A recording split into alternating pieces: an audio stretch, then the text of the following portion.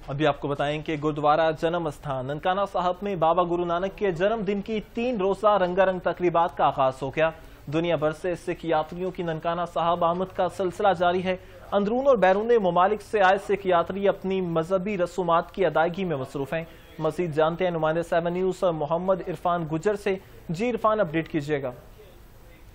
जी बिल्कुल, मैं इस वक्त मौजूद हूँ गुरुद्वारा जन्मस्थान ननकाना साहब में, जहाँ पर बाबा गुरु नानक देव जी के 556वें जन्मदिन की तकरीबात का आगाज़ हो चुका है।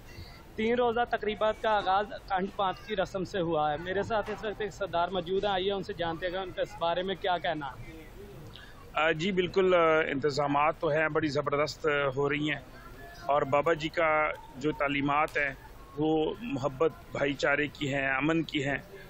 तो इंतज़ामात के हवाले से कि आज शाम को गुरुद्वारा का गुस्ल होगा, दूध के साथ गुस्ल होगा।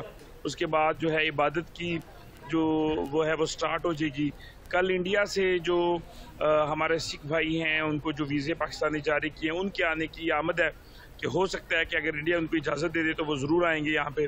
और परसों जो है वो जुलूस की जो रस्म होगी, जो यहाँ पे नगर कीर्तन होता है, नगर कीर्तन जो जुलूस की शक्ल में शहर में निकलता है उसकी रस्म होगी और रात को फिर इबादत के अख्ताम होगा।